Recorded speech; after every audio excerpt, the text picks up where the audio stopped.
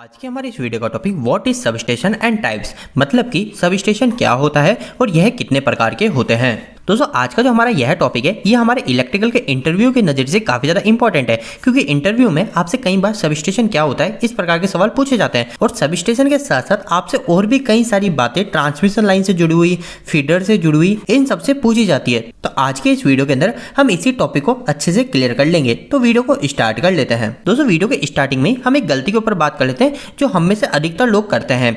दोस्तों क्या होता है, जब भी हमारे पास सब स्टेशन की बात आती है और हमारे पास में पावर स्टेशन की बात आती है तो हम इन दोनों ही चीजों को एक जैसा समझ लेते हैं, मतलब दोनों को सेम समझ लेते हैं। लेकिन दोस्तों ऐसा बिल्कुल भी नहीं है, ये दोनों चीजें पूरी तरीके से अलग है। अब इन दोनों में अंतर आपको वीडियो के अंदर तो पता चल जाएगा, लेकिन अगर मैं आपको सबसे पहले पावर स्टेशन के बारे में बता दूं तो पावर स्टेशन हमारे उस जगह को बोला जाता है जहां पे हमारी पावर जनरेट की जाती है। तो ये जनरेटिंग पॉइंट का जो स्टेशन है जहां पर हमारे बिजली को ट्रांसफर किया जा रहा है ट्रांसमिशन लाइन पे, तो ये जो सारी चीजें होती है ना ये हमारी कहलाती है पावर स्टेशन। इसलिए आपको सबसे पहली चीज तो यह क्लियर रखनी है कि सब स्टेशन और पावर स्टेशन अलग अलग होता है। इसके बाद में दोस्तों सेकंड क्वेश्चन के ऊपर आते हैं कि आखिर सब स्टेशन क्या होता है। तो दोस्तों देखिए सब स्टेशन काफी ज्यादा सिंपल सी चीज है। हम सभी को एक चीज तो पता है कि हमारी बिजली बनती है इस जगह और हमारा घर तो है इस जगह। अब इन दोनों के बीच में काफी सारे लंबा चौड़ा प्रोसेस है। यहाँ पे हमारे पावर जनरेट होगा, इसके बाद में हमारे ट्रांसमिशन लाइन जाएगी, फिर हमारी डिस्ट्रीब्यूशन लाइन जाएगी, फिर उसके बाद में हमारे पास बिजली पहुंचेगी। तो दोस्तों यह जो हमारा पूरा नेटवर्क बना हुआ है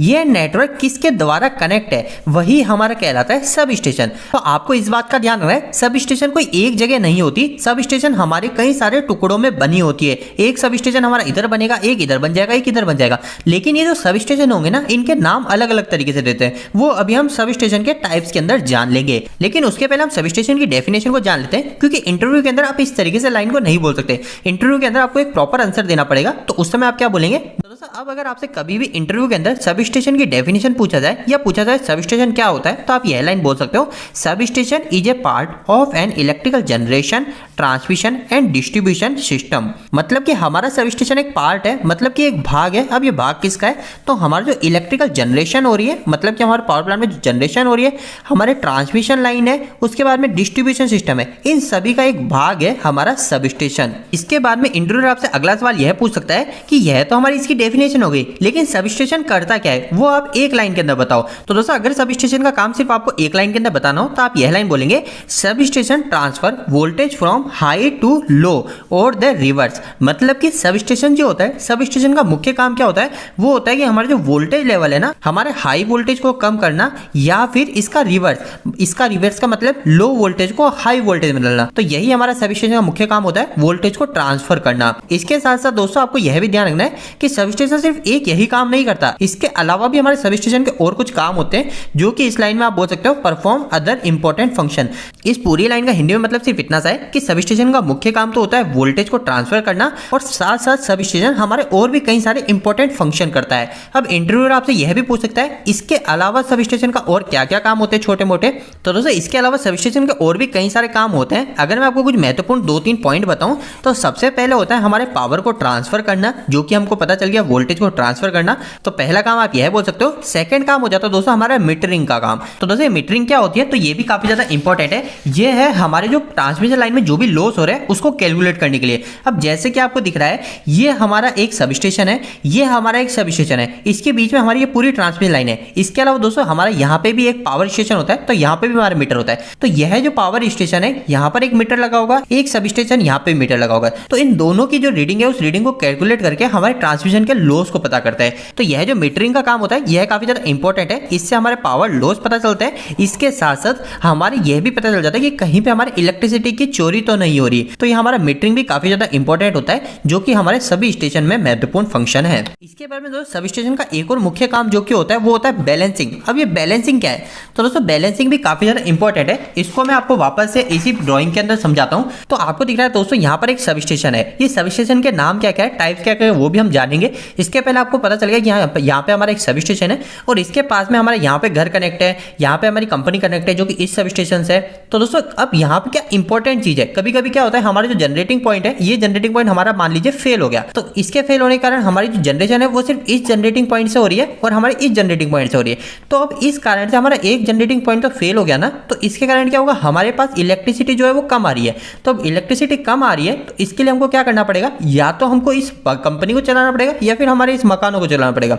तो इसके लिए क्या करते हैं, हमारे क्या इंपॉर्टेंट चीज है, जो भी हमारी इंपॉर्टेंट चीज होती है उस इंपॉर्टेंट चीज की तरफ ही हमारे इलेक्ट्रिसिटी को फ्लो कराते हैं, बाकी जगह हमारे स्विच ऑफ कर देते हैं। मतलब कि हमारे बैलेंसिंग करने का काम भी ये सब स्टेशन करता है कि कहां पे इंपॉर्टेंट है इलेक्ट्रिसिटी, वहां पे पहले भेजने का काम इस सब स्टेशन के द्वारा ही किया जाता है। तो दोस्तों ये सब स्टेशन का तीसरा फंक्शन भी आपको समझ में आ गया जो कि बैलेंसिंग है। इसके अलावा एक और चौथा फंक्शन जो कि आपको पता है सभी जगह इंपॉर्टेंट है, जो कि है सेफ्टी। तो यह हमारे सब स्टेशन के मुख्य 4 काम होते हैं जो कि आप इंटरव्यू के अंदर भी बता सकते हो। इसके बाद में दोस्तों हमारा नेक्स्ट क्वेश्चन आ जाता है सब स्टेशन के टाइप, सब स्टेशन हमारे कितने प्रकार के होते हैं। तो दोस्तों देखिए सब स्टेशन के जो प्रकार होते हैं वो कई तरीके से बांटे जा सकते हैं, जैसे कि सबसे पहले वोल्टेज के आधार पर बांटा जा सकता है सब स्टेशन को, 132 केवी का सब स्टेशन, इसके अलावा 3366 केवी का सब स्टेशन। मतलब कि सब स्टेशन को बांटने का एक टाइप होता है वोल्टेज के आधार पे। इसके अलावा दोस्तों हमारे कुछ सब स्टेशन इंडोर होते हैं, आउटडोर होते हैं, तो उसके आधार पे भी हमारे सब स्टेशन को बांट दिया जाता है। लेकिन दोस्तों सबसे मुख्य जो सब स्टेशन को बांटा जाता है वो होता है उसके यूजेस के आधार पे, और ये यूजेस के आधार पे ही आपको सब स्टेशन के टाइप्स कभी भी इंटरव्यू के अंदर बताने हैं। अब दोस्तों ये यूजेस के अंदर भी कई सारे टाइप्स आ जाते हैं सब स्टेशन के, जैसे कि हमारे स्विचिंग सब स्टेशन भी होता है, लेकिन हम अभी स्विचिंग सब स्टेशन इन सब के ऊपर बात नहीं करेंगे। अभी हम मुख्य बात करेंगे जो कि हमको इंटरव्यू के अंदर बताने हैं। अभी इंटरव्यू के अंदर हमारे सब स्टेशन के जो टाइप्स होते हैं वो मुख्य कौन कौन से बताने हैं। सबसे पहला जो हमारा सब स्टेशन का टाइप होता है वो होता है दोस्तों हमारा जनरेटिंग सब स्टेशन, जिसको हम पावर सब स्टेशन या पावर स्टेशन भी बोल सकते हैं। इसके बाद में दोस्तों हमारा सेकंड टाइप हो जाता है ट्रांसमिशन सब स्टेशन, और इसके बाद में नेक्स्ट टाइप की बात करें तो वो हो जाता है हमारा डिस्ट्रीब्यूशन सब स्टेशन। अब दोस्तों ये सब स्टेशन जो है ये कहां पे कैसे कनेक्ट होते हैं तो वो आप इस चित्र के अंदर आसानी से देख और समझ सकते हैं। ये काफी ज्यादा सिंपल है। सबसे पहले सब स्टेशन मैंने आपको बताया जो कि है जनरेटिंग सब स्टेशन, जिसको पावर सब स्टेशन या पावर स्टेशन भी बोला जाता है। तो ये हमारा जनरेटिंग के पास में ये आपको दिख रहा है ये स्टेशन, तो ये हो गया हमारा पावर स्टेशन या फिर जनरेटिंग स्टेशन। इसके बाद में दोस्तों नेक्स्ट हो जाता है हमारा ट्रांसमिशन स्टेशन। अब ये ट्रांसमिशन स्टेशन क्या होता है तो दोस्तों इसको आप काफी ज्यादा आसान लाइन में ऐसे समझ सकते हो कि जहां पे भी हमारे दो अलग अलग जनरेटिंग पॉइंट से ट्रांसमिशन लाइन आके कनेक्ट हो रही है तो वो हो जाता है हमारा ट्रांसमिशन सब स्टेशन। अब इसी चीज को अगर आप यहाँ प्रैक्टिकली देखेंगे तो सिंपल सी बात है, ये हमारा पहला जनरेटिंग स्टेशन, ये दूसरा जनरेटिंग स्टेशन और ये हमारा तीसरा जनरेटिंग पॉइंट। अब दोस्तों ये जो हमारे तीनों ही जनरेटिंग पॉइंट है इनके अंदर आप देखेंगे कि हमारी जो ट्रांसमिशन लाइन है हमारे एक सब स्टेशन में आगे जुड़ रही है। तो मैंने आपको यही बताया था कि जहां पर हमारे दो या दो से अधिक अलग अलग जनरेटिंग पॉइंट से ट्रांसमिशन लाइन आके कनेक्ट होती है तो वो हो जाता है हमारा ट्रांसमिशन सब स्टेशन। तो अभी तक हमने जनरेटिंग सब स्टेशन और ट्रांसमिशन सब स्टेशन को समझ लिया। इसके बाद में हमारा आखिरी बच जाता है जो कि है डिस्ट्रीब्यूशन सब स्टेशन। यहाँ पर आप ध्यान रखिए कि कभी भी ऐसा नहीं कि ट्रांसमिशन के बाद में हमेशा डिस्ट्रीब्यूशन सब स्टेशन ही आएगा, ट्रांसमिशन के बाद में एक और ट्रांसमिशन सब स्टेशन भी आ सकता है।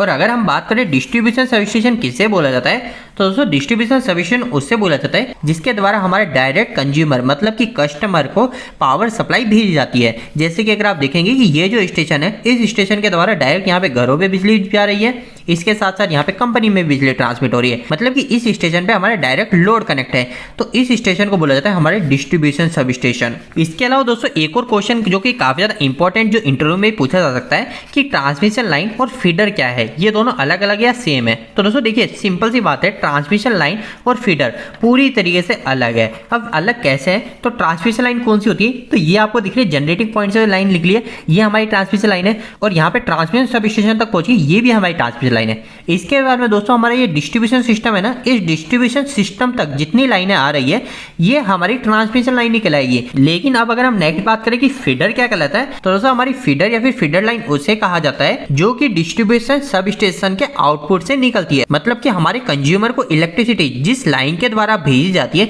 वो लाइन हमारी कहलाती है फीडर लाइन। तो अब आखिर ट्रांसमिशन लाइन और फीडर लाइन क्या होती है यह भी आपको पूरी तरीके से क्लियर हो गया होगा। तो दोस्तों आज का यह वीडियो थोड़ा सा बड़ा बन गया, लेकिन मैं उम्मीद करता हूं कि इस वीडियो के माध्यम से आपको कुछ बेहतर जानकारी मिली होगी। आपको यह वीडियो कैसा लगा, इस वीडियो को लाइक करके जरूर बताएं। अगर आपका कोई भी सवाल इस वीडियो के प्रति या फिर इलेक्ट्रिकल जरूरत है आप मुझे नीचे कमेंट बॉक्स में कमेंट करके पूछ सकते हैं। इलेक्ट्रिकल वीडियो अगर आप देखना पसंद करते हैं आज हमारे चैनल को सब्सक्राइब कर लीजिए। आज के लिए इतना ही, धन्यवाद।